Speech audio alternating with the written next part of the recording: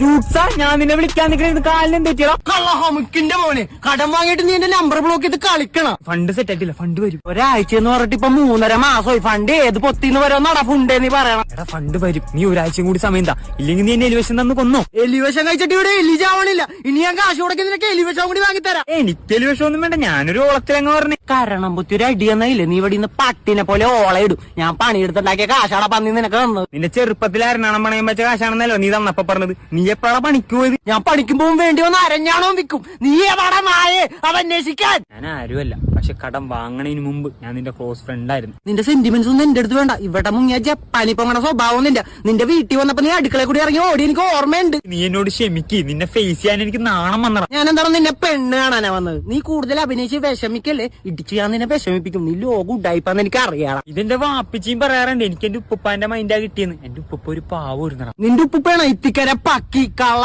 കാവടി മോനെ. നിന്റെ ഫോണിങ്ങാളാ, നീ കാശായിട്ട് വന്ന് മേടിച്ചാ മതി. ഫോൺ തരൂലെന്നൊന്നും പറയാൻ എനിക്ക് വോയിസില്ല, പക്ഷെ അവസാനമായിട്ട് എനിക്ക് എന്റെ ഉമ്മാനൊന്ന് വിളിക്കണം. എനിക്ക് നിന്നെ ഫേസ് ചെയ്യാൻ ബുദ്ധിമുട്ടുണ്ട്, നീ ഒന്ന് തിരിഞ്ഞു നിൽക്കും. എടാ മുന്നാ നിന്റെ ഉപ്പാന്റെ മൈൻഡ് ഇവിടെ കാണിക്കല്ലേ. ഞാൻ തിരിയുമ്പോ നിനക്ക് ഓടാനല്ലടാ ബന്ദർക്ക ബച്ചേ. എനിക്ക് ഓടാനാണെങ്കിൽ നിന്നോട് തിരിയാൻ പറയണെങ്കിൽ എനിക്ക് എങ്ങനെ ഓടിയാ പോലും ഓടില്ലടാ പന്നി.